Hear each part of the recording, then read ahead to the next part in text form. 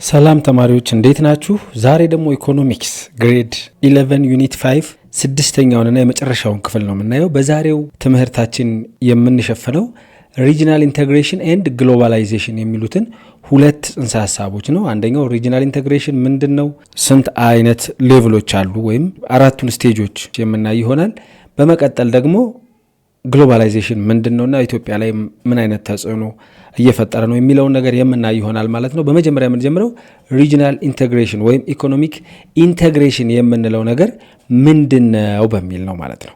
ከትርጉሙ ስንጀምር ሪጂናል ኢንተግሬሽን ወይም ኢኮኖሚክ ኢንተግሬሽን ወይም የኢኮኖሚ ውህደት የምንለው ነገር ምንድነው ከሚለው ነገር ስንጀምር ካንትሪስ አግሪንግ ቱ ኮኦፕሬት ቱ አቺቭ ፒስ ስታቢሊቲ ኤንድ ዌልዝ ዛትስ ዋት ዊ ኮል ኢኮኖሚክ ኢንቴግሬሽን ወይም የኢኮኖሚ ውህደት የምንለው ነገር ሀገሮች እነዚህን ሶስት ነገሮች ለማምጣት በአንድነት ለመስራት ሲስማሙ፣ ለመተባበር ሲስማሙ ማለት ነው። ምንን?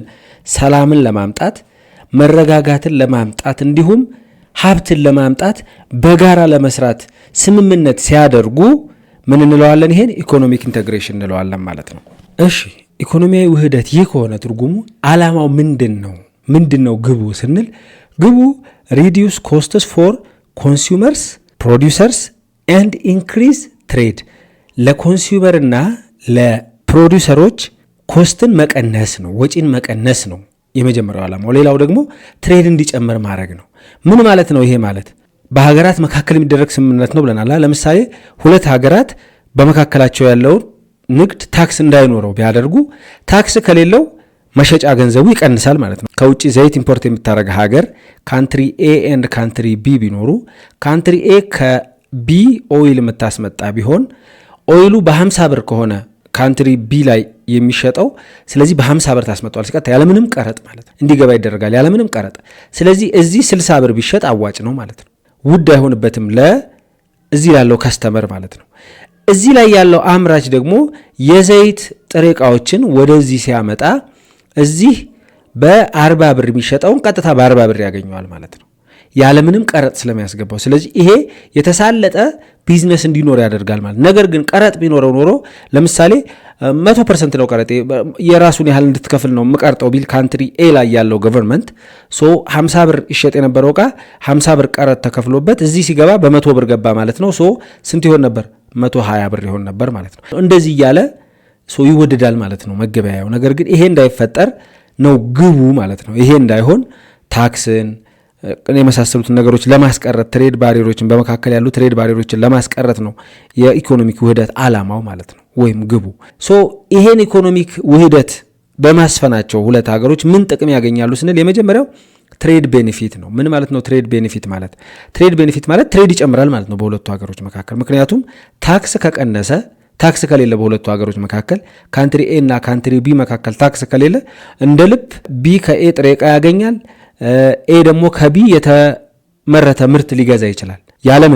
ያለ ቀረጥ ማለት ነው። ቀረጥ ስለሌለ በርካሽ እንደ ልብ ይሻሻጣሉ ማለት ነው። ስለዚህ ትሬድ ቤኔፊት የምንለው ይሄ ነው። ከስተመሮች በርካሽ ዕቃ ያገኛሉ፣ ፕሮዲውሰሮችን በርካሽ ዕቃ ያገኛሉ። ስለዚህ ትሬድ ይጨምራል። ዛትስ ዋት ዊ ኮል ትሬድ ቤኔፊት ማለት ነው። ሌላው ኢምፕሎይመንት ኦፖርቹኒቲ። ኢምፕሎይመንት ኦፖርቹኒቲ ስንል ደግሞ ለምሳሌ ካንትሪ ቢ ላይ የሚፈለግ ዕቃ ካንትሪ ኤ ላይ አይፈለግም ነበር።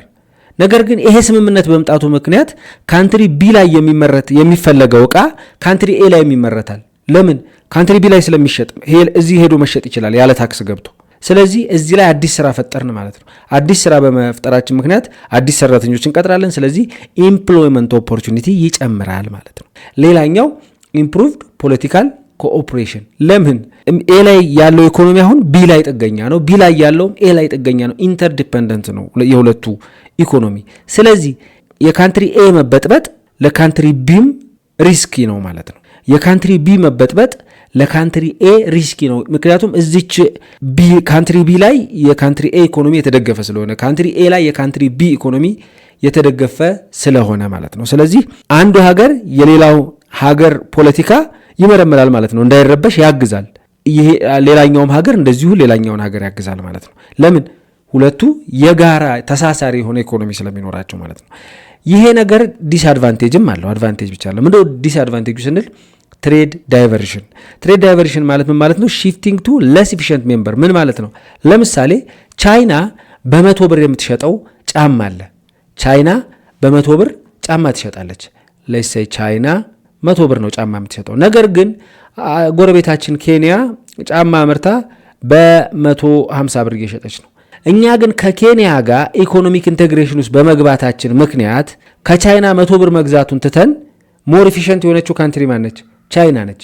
ቻይናን ትተን ወደ ለስ ኢፊሽንት ወደ ሆነችው ወደ ኬንያ ሄደን በ150 ብር እንገዛለን ማለት ነው። ሶ እንደዚህ አይነት ነገር ይፈጠራል። ለምን? ኢኮኖሚክ ኢንቴግሬሽን ያለን ከኬንያ ጋር በመሆኑ። ይሄ አንደኛው ዲስአድቫንቴጁ ነው ማለት ነው።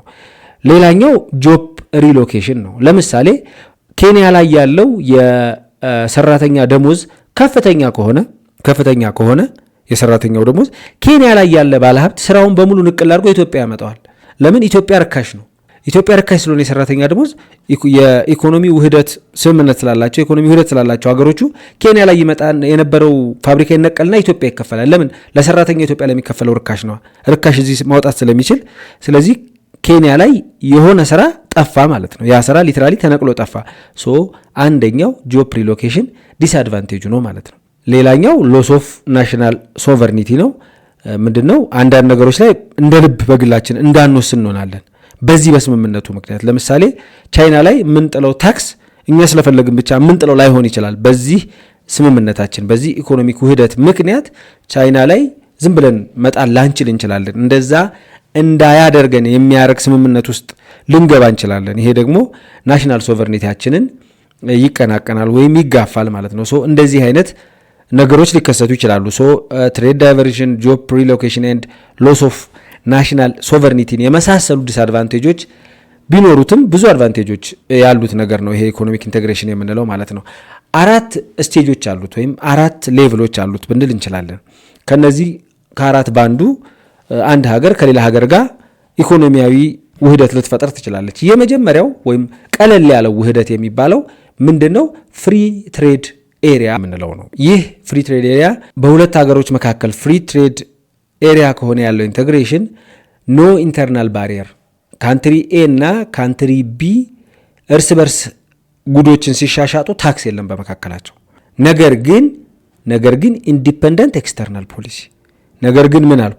ነገር ግን ኤ ቻይና ሶስተኛ ሀገር ብትሆን ኤ ቻይና ላይ የምትጥለው ታክስ እና ቢ ቻይና ላይ የምትጥለው ታክስ ይለያያል። እንደየራሳቸው ነው የሚወስኑት ማለት ነው። ኤ ይሄን ያህል ነው መጣል ያለብህ ተብሎ ካንትሪ ኤ አይገደድም። ቢም ይሄን ያህል ነው መጣል ያለብህ ቻይና ላይ ተብሎ አይገደድም። ሁለቱ ሀገሮች ለዚህ እርስ በርስ ላላቸው ሽያጭና ግብይት ብቻ ታክስ በማንሳት ኢንተርናል ባሪየሩን በመካከላቸው ያለውን የትሬድ ባሪየር ብቻ ነው የሚያነሱት እንጂ ከሌላ ሀገር ጋር በሚያደርጉት ትሬድ ላይ የየራሳቸውን ታሪፍ መጣል ይችላሉ ማለት ነው። ይሄ ፍሪ ትሬድ ኤሪያ ይባላል። ለዚህ ደግሞ እንደ ምሳሌ የምንቆጥረው ኖርዝ አሜሪካን ፍሪ ትሬድ ኤሪያ የምንለው በአሜሪካ ካናዳ ኤንድ ሜክሲኮ መካከል ያለ ኢንቴግሬሽን ነው ማለት ነው። ይህ ኢኮኖሚክ ኢንቴግሬሽን ምንድነው? ፍሪ ትሬድ ኤሪያ ነው የምንለው ማለት ነው። ይሄ ሶስቱ ሀገሮች በመካከላቸው ምን አይኖርም ማለት ነው? ታክስ አይኖርም ማለት ነው። ነገር ግን ከሌላ ሀገር ጋር ሲገበያዩ እንደፈለጋቸው ታክስ መጣል ይችላሉ ሌላው ሀገር ላይ ማለት ነው። ከዚህ ደግሞ ከፍ ያለው የውህደት ደረጃ ምን ይባላል? ከስተም ዩኒየን ይባላል። ይህኛው አይነት ውህደት ደግሞ ከዚህ ከመጀመሪያው ከፍሪ ትሬድ በምን ይለያል? ኮመን ኤክስተርናል ትሬድ ፖሊሲ አጌንስት ነን ሜምበርስ፣ ሜምበር ያልሆኑ። አሁን ቻይና እዚህ የሁለቱ ውህደት ላይ ሜምበር አይደለችም። ሜምበር ስላይደለች ኤ የራሱን ታክስ ነው የሚጥለው ቻይና ላይ፣ ቢም የራሱን ታክስ ነው የሚጥለው ብለናል ፍሪ ትሬድ ላይ። ከስተም ዩኒየን ላይ ግን ምንድን ነው የሚሆነው? ሜምበር ያልሆነችው ቻይና ላይ ሁለቱም ተመሳሳይ ታክስ ለመጣል ይስማማሉ። ተመሳሳይ ኤክስተርናል ትሬድ ፖሊሲ ያላቸው ማለት ነው። ስለዚህ ይሄኛው ታክስ እና ይሄኛው ታክስ ተመሳሳይ ይሆናል ማለት ነው። በማ ጊዜ? በከስተም ዩኒየን ጊዜ። ስለዚህ ከላይኛው የሚለየው በምንድን ነው? ኤክስተርናል ትሬድ ፖሊሲውም ምንድን ነው? ስምምነቱ ካለባቸው ሀገሮች ውጪ ለሆነ ሀገር ተመሳሳይ ታክስ ለመጣል ስምምነት ሲኖራቸው ከስተም ዩኒየን ይባላል። ይሄኛው ኢንቴግሬሽን አይነት ማለት ነው። ከዚህ ደግሞ ትንሽ ከፍ ያለ ውህደት ሲኖራቸው ሶስተኛው ፍሪ ሙቭመንት ኦፍ ሌበር ኤንድ ካፒታልም ይኖራል። አሁን ዋንናቱ ላይ ይሄ የለም አሁን እምላችሁ። ሶስተኛው ደግሞ ምንድን ነው ማለት ነው? ሶስተኛው ኮመን ማርኬት ላይ ካንትሪ ኤ እና ካንትሪ ቢ አሉ። ከዚህ በፊት ምን ነበረ? ጉድስ ነበሩ አይደለ? ከዚህ ወደዚህ የሚመጡት ያለ ታክስ፣ ከዚህም ወደዚህ ጉድስ ነበሩ ያለ ታክስ የሚመጡት። አሁን ግን ምንም ተጨመረ። ሌበር እና ካፒታል። ሰራተኛ ራሱ ከኤ ቢ ላይ ሄዶ መስራት ይችላል። ያለ ቪዛ ወደዚህ ሊገባ ይችላል። ያለ ቪዛ ከኤ ወደ ቢ ቪዛ ላይ ይጠየቅ ይችላል። ከቢ ወደ ኤም እንደዛው። ለዚህ ደግሞ እንደ ምሳሌ የምንወስደው ምን ነው? ኮመን ማርኬት ፎር ኢስት ኤንድ ሳውዝ አፍሪካ። ይሄ ኢንተግሬሽን ይሄ ውህደት ማለት ነው። ምን ይዟል? በጣም ብዙ ሀገሮችን የያዘው ከ20 በላይ ሀገሮችን የያዘ ነው ይህ ስምምነት አገራችን ኢትዮጵያን ጨምሮ ማለት ነው። በዚህ ስምምነት ብዙ ሀገሮች ወደ አፍሪካ ሀገሮች ጉድን ይልካሉ። ኢቭን ምን ይልካሉ? ሌበርን ይልካሉ። ካፒታል ኢንቨስትመንትም እንደዛው ማለት ነው። የመጨረሻው አይነትና ከፍተኛው የውህደት ደረጃ ኢኮኖሚክ ዩኒየን የምንለው ነው። ይሄ ደግሞ እንግዲህ ይታያችሁ ሶስተኛው ደረጃ ስንል እነዚህን ሁሉ አካተተ ነው። ከላይ ያሉትን አካቶ ተጨማሪ ነው ሙቭመንት ኦፍ ሌበር እና ካፒታል ያልነው ማለት ነው ሶስተኛው። አራተኛው ደግሞ ከላይ ያሉትን በሙሉ ይዝና ምን ይጨምራል? ኮመን ኢኮኖሚክ ፖሊሲዎችን ሞኔታሪ ፖሊሲያቸው ተመሳሳይ ይሆናል። ፊስካል ፖሊሲ ሊሆን ይችላል፣ ተመሳሳይ ይሆናል ማለት ነው። ፖሊሲያቸው ሁሉ ተመሳሳይ ይሆናል ማለት ነው። ኢቭን እስከምን ሊደርስ ይችላል ይላል? ተመሳሳይ ከረንሲ ሁሉ ሊኖራቸው ይችላል። ለምሳሌ ኢሮፒያን ዩኒየን አብዛኞቹ ሀገሮች የሚጠቀሙት ምንድን ነው? ዩሮ ነው አይደለ? ለመገበያያነት የሚጠቀሙት ይሄ አራተኛው እነ ጀርመን ኢታሊ ያሉበት ማለት ነው። ኢሮፒያን ዩኒየን ይሄ አራተኛው። እነዚህ ከላይ ያሉትን በሙሉ ይዝና ምን ይጨምራል? ኢቭን ሴም ከረንሲ ይኖረዋል፣ ተመሳሳይ ኢኮኖሚክ ፖሊሲ ይኖሯቸዋል፣ ተመሳሳይ ናሽናል ባንክ ያላቸው ይሆናሉ ማለት ነው። ይሄ አራተኛው ደረጃ ነው ማለት ነው። እዚህ ጋር በስዕላዊ መልኩ በደንብ በሚያስረዳ መልኩ ተቀምጧል። ፍሪ ትሬድ ላይ ምንድነው? በሁለት ሀገሮች መካከል ታሪፍ አይኖርም። ነገር ግን ጉድና ሰርቪስ ይቀያየራሉ። ታሪፍ አይኖርም። ነገር ግን ምን ኤክስተርናል ታሪፍ ነን ሜምበር የሆነ ካንትሪ ላይ ሲጥሉ ኢንዲፐንደንትሊ ነው የሚጥሉት ብለናል። ከስተም ዩኒየን ላይ ደግሞ ስንደርስ ፍሪ ትሬድ ኤሪያ ፊቸሮች በሙሉ ይኖራሉ። እዚህ ላይ ያሉት እዚህ ይኖራሉ ማለት ነው። ከዚህ ወደዚህ ይመጣል። እዚህ ላይ ያሉ በሙሉ እዚህ ላይ ያሉ። ነገር ግን ምንን ይጨምራል? ኮመን ኤክስተርናል ታሪፍ ፎር ነን ሜምበርስ። ነን ሜምበር የሆኑ ካንትሪዎች ላይ የሚጥሏቸው ታሪፎች ኮመን ናቸው፣ ተመሳሳይ ናቸው ማለት ነው። ሶስተኛው ደግሞ እነዚህ ሁለቱን ጨምሮ ይይዝና ሁለቱ ላይ ያሉት ነገሮች ይጨመሩበትና ከስተም ዩኒየን ፊቸሮች ይኖሩበታል ማለት ነው። ከስተም ዩኒየን ላይ የዚህኛው ስላሉ ከስተም ዩኒየን ላይ ያሉት እዚህ ላይ ይኖሩና ነገር ግን ምን ይኖራል? ፍሪ ሙቭመንት ኦፍ ፋክተር ኦፍ ፕሮዳክሽን ምን ሌበር፣ ካፒታል ፍሪ ሙቭመንት ይኖራል ማለት ነው።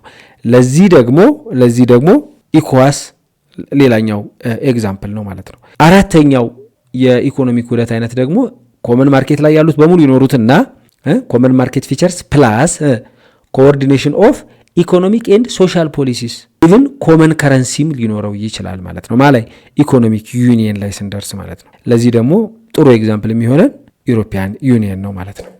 ይሄን ካየን በመጨረሻ የምናየው ግሎባላይዜሽን ነው። ግሎባላይዜሽን ኢን ኢትዮጵያ። መጀመሪያ ግሎባላይዜሽን ምንድን ነው ስንል ግሎባላይዜሽን ኢዝ ኢንክሪዚንግ ኢንተርዲፐንደንስ ኦፍ ወርልድ ኢኮኖሚስ ፖፑሌሽንስ ኤንድ ካልቸርስ። በዓለም ላይ ያሉ ኢኮኖሚዎች፣ በዓለም ላይ ያሉ ህዝቦች፣ በዓለም ላይ ያሉ ባህሎች እርስ በርስ እየተሳሰሩ የመምጣታቸው ሂደት ነው። ያ ነው ግሎባላይዜሽን የምንለው። የራሴ ብቻ የምንለው ነገር እየቀረ ነው። አሁን አንዱ ከሌላውም ይወስዳል፣ አንዱ ሌላውም ላይ ጥገኝ ይሆናል ማለት ነው። አንዱ ከአንዱ ይወስዳል እንጂ የራሴ ብቻ የሚባል ነገር የለም። ስለዚህ ወርልድ ኢኮኖሚ ኢንተርዲፐንደንት እየሆነ ነው እየመጣ ያለው ማለት ነው። ለምሳሌ ነዳጅ በሆነ ጦርነት ምክንያት ቢቋረጥ፣ መንገድ ቢዘጋበት የዛች ሀገር ጉዳይ ብቻ አይሆንም። ምክንያቱም እዛች አገር ላይ ዲፐንድ የሆኑ ብዙ ሀገሮች አሉ። ዛትስ ዋት ዊ ኮል ግሎባላይዜሽን ማለት ነው። እንደ ኢትዮጵያ ሌቭል ደግሞ ስናየው ኢትዮጵያ ከዚህ ግሎባላይዜሽን ያገኘቻቸው ጥቅሞች አሉ። አንደኛው አክሰስ ቱ ኒው ማርኬት ነው። አዳዲስ ገበያዎችን አግኝታለች። ምክንያቱም ከሌሎች ዓለም ሀገራት ጋር በመተዋወቋ ምክንያት፣ በዚህ ግሎባላይዜሽን ምክንያት ከሌሎች የዓለም ሀገሮች ጋር ጥሩ ግንኙነት በመፍጠሯ ምክንያት ከዚህ በፊት ቡና ወደማትልክባቸው ሀገሮች ቡና ትልካለች። እንዲሁም ወርልድ ክላስ ቴክኖሎጂዎችን ታገኛለች። ይሄ ማለት ራሷ የሰራቻቸውን ብቻ ሳይሆን ሌሎች ሀገሮች የሰሯቸውን ቴክኖሎጂዎች ወደ ራሷ ሀገር ታመጣለች ማለት ነው። ኢትዮጵያ ከዚህ ረገድ ተጠቅማለች ማለት ነው ኢትዮጵያ። ከዛ ውጪ ራፒድ ኢኮኖሚክ ግሮዝ ኤንድ አርባን ዴቨሎፕመንት ኢን አዲስ አበባ አንደኛው የግሎባላይዜሽን ኢንዲኬተር ነው። ምን ማለት ነው? ራፒድ ኢኮኖሚክ ግሮዝ ስንል ኢኮኖሚዋ እያደገ መጥቷል ኢትዮጵያ እንደ ሀገር። እንዲሁም ደግሞ ወደ አዲስ አበባ ደግሞ ስንመጣ ብዙ ነገሮች አርባን ዴቨሎፕመንቶች አሉ ብዙ። ለምሳሌ ሞደርን ሮድ ኮንስትራክሽኖች ወይም ሞደርን የመንገድ ዝርጋታዎችን እንጠቀማለን። እነዛን እኛ አሁን ያመጣናቸው አይደሉም፣ ግን ሌሎች ዓለሞች የደረሱበት እኛ ደግሞ ከነሱ አሁን በግሎባላይዜሽን ምክንያት ኮፒ አድርገን አዲስ አበባ ላይ እጅግ በጣም ስታንዳርዱን የጠበቀ ዘመናዊ መንገድ ይኖረናል። በጣም የሚገራርሙ ህንፃዎች ተፈጥረዋል አዲስ አበባ ላይ፣ የሚገራርም ዲዛይን ያላቸው። ይሄ ኢትዮጵያውያን ባላቸው ብቃት ምናምን የደረሱበት ብቻ አይደለም፣ ከሌላው ዓለም የተማሩት ነው። አሁን አዲስ አበባ ያላት እድገት ባጭሩ በግሎባላይዜሽን ምክንያት ቀስ እያለች እያደገች መታ የደረሰችበት ሳይሆን ከሌሎች ካደጉ ሀገሮች ቀጥታ ተምራ፣ ምክንያቱም በግሎባላይዜሽን ምክንያት ሌሎች ዓለሞች ያሉበትን ሁኔታ ማወቅ ይቻላል አሁን። ስለዚህ ከየት እንደመጡ ማወቅ ይቻላል፣ እንዴት እዚህ እንደደረሱ ማወቅ ስለሚቻል ከዛ ተምራ አዲስ አበባ አሁን አርባን ዴቨሎፕመንት ኢን አዲስ አበባ ሊፈጠር ችሏል። ስፔሻሊ ከዚህ ጋር የሚሄደው ላስት ካመር ቤኔፊት ይሄን ተጠቅመናል እንደ ሀገር ማለት ነው። ኢምፕሊመንቲንግ ኒው ቴክኖሎጂ ዳይሬክትሊ እኛ አልሰራ ነው፣ እኛ የለንም። ነገር ግን ቀጥታ ሌላው ዓለም ስለሰራው ብቻ አምጥተን እየተጠቀምን አድገናል ማለት ነው። ለምሳሌ ኢንተርኔት እኛ አልፈጠር ነው፣ ግን እንጠቀመዋለን። ዛትስ ዋት ዊ ኮል ግሎባላይዜሽን። ዘ ቤኔፊት ኦፍ ግሎባላይዜሽን ኢትዮጵያ ይሄ ነው ማለት ነው። ዳውን ሳይዱን ስናይ ደግሞ ሎስ ኦፍ ካልቸራል አይደንቲቲ ራሳችንን እናጣበታለን። ኤንድ ኤክስፕሎይቴሽን ኦፍ ኢምፕሎይስ ምን ማለት ነው? አንደኛው ማንነትህን ታጣለህ። ምክንያቱም በግሎባላይዜሽን ምክንያት የራሴ ብቻ የሚባል ነገር የለም። ዓለም አቀፍ ስለሆኑ ነገሮች ከሌላው ትወስዳለህ ባህል፣ ያንተን ባህል ለሌላው ትሰጣለህ። ስለዚህ የራሴ ብቻ የሚባል ነገር ስለሌለ ሎስ ኦፍ ካልቸራል አይደንቲቲ የራሴ ብቻ ይጀቅምጣሉ ብሎ ነገር የለም። ከሌላው ስለምትማር ትበርዘዋለህ ማለት ነው። ስለዚህ ካልቸራል አይደንቲቲህን ሉዝ ታደርጋለህ። ይህ ደግሞ ዳውን ሳይዱ ነው ማለት ነው። እንግዲህ የዕለቱን ትምህርት በዚሁ ስናጠቃልል እነዚህን ጥያቄዎች እንሰራለን። ዊች ስቴጅ ኦፍ ኢንቴግሬሽን የትኛው የኢንቴግሬሽን ሌቭል ነው አሎስ ፎር ፍሪ ሙቭመንት ኦፍ ሌበር የሌበርን ፍሪ ሙቭመንት ዊዛውት ቪዛ የሚፈቅደው የትኛው ነው? ፍሪ ትሬድ የመጀመሪያው ሌቭል ነው። ምንድነው? እርስ በርስ ታክስ አይኖርም፣ ግን ሶስተኛ ሀገር ላይ የየራሳቸውን ታክስ ይጥላሉ ብለናል። ከስተም ዩኒየን ደግሞ የፍሪ ትሬድን ይይዝና ታክስ የየራሳቸውን ሳይሆን የሚጥሉት ሶስተኛው ሀገር ላይ ተመሳሳይ ታክስ ነው የሚጥሉት ብለናል። ኮመን ማርኬት ላይ ደግሞ ምንን ይጨምራል አለን? ፍሪ ሙቭመንት ኦፍ ሌበር ኤንድ ካፒታል ብለናል። ስለዚህ ዚ አንሰር ኢዝ ሲ ማለት ነው። መርከንታሊዝም ከዚህ ጋር ምንም የሚገናኝ ነገር የለውም። ሁለተኛ ትሬድ ዳይቨርዥን ሪፈርስ ቱ ትሬድ ዳይቨርዥን ስንል ምን ማለታችን ነው? ትሬድ ዳይቨርዥን ምንድን ነው ብለናል? አንድ ኢፊሽንት የሆነ ሀገር አለ በርካሽ የሆነ ነገር የሚያመርተው ነገር ግን ይሄ ቢሆንም በኢኮኖሚክ ውህደቱ ምክንያት ውድ ቢሆን እንኳ በኢኮኖሚ ከተዋሃድነው ሀገር የምናመጣበት ሂደት ካላቸው ዲስአድቫንቴጆች መካከል አንደኛው ይሄ ትሬድ ዳይቨርዥን ነው። ምክንያቱም ርካሽ የምናገኝበትን ማርኬትተን ከውዱ እናመጣለን በዚህ ስምምነት ምክንያት ማለት ነው። ሶ ትሬድ ዳይቨርዥን ይህ ነው። ሶ ከዚህ ውስጥ ሽፍቲንግ ትሬድ ቱ ሞር ኢፊሽንት ወደ ሞር ኢፊሽንት ወደ ሆነው ሳይሆን ወደ ለስ ኢፊሽንት ነው ያለው። ሶ ሽፍቲንግ ትሬድ ቱ ሞር ኢፊሽንት ነን ሜምበር አይደለም፣ እንዲያውም ሞር ኢፊሽንት ወደ ሆነው ነን ሜምበር አንሄድም ጭራሹ ነው። ሽፍቲንግ ትሬድ ፍሮም ኢፊሽንት ነን ሜምበር ቱ ለስ ኢፊሽንት ሜምበር ዲስ ኢዝ ራይት ዴፊኒሽን ማለት ነው። ሶስተኛ ዊች ኢዝ ድራይቨር ኦፍ ግሎባላይዜሽን የግሎባላይዜሽን ድራይቨር የሆነው የትኛው ነው? ዲክሪዚንግ ክሮስ ቦርደር ትሬድ። እንግዲህ ይታያችሁ ዲክሪዚንግ ክሮስ ቦርደር ትሬድ ጭራሽ ዲክሪዚንግ ራፒድ ስፕሪድ ኦፍ ቴክኖሎጂ።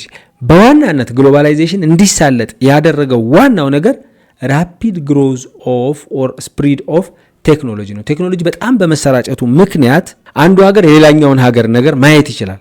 በዚህ ምክንያት ግሎባላይዜሽን በጣም ተፋጥኗል ማለት ነው። ሶ ራፒድ ስፕሪድ ኦፍ ቴክኖሎጂ ነው የግሎባላይዜሽን ድራይቨር የሆነው ማለት ነው። አይዞሌሽኒስት ፖሊሲ አይደለም። ኢሊሚኔሽን ኦፍ ኦል ትራንስፖርት ሲስተም ይሄኛው ይሄን ድራይቭ ሊያደርገው አይችልም። እንዲያው ምን ያደርገዋል? ይቀንሰዋል አይደለ? ኢሊሚኔት ከተደረገ ትራንስፖርት ሲስተም ከተዘጋብን እንዲያውም የራሳችንን ሀገር ብቻ ነገር ነው ምን ይዘው ወደ ሌላው ሀገር ሄደን ምንም ነገር ማምጣትም አንችልም ማየትም አንችልም ማለት ነው። ስለዚህ መልሳችን ቢ ራፒድ ስፕሪድ ኦፍ ቴክኖሎጂስ ይሆናል ማለት ነው። እንግዲህ የዕለቱን ትምህርት እንዲሁም ዩኒት 5ን በዚሁ ጨርሰናል። በቀጣይ ዩኒት 6ን የምንቀጥል ይሆናል ማለት ነው። መልካም ጥናት።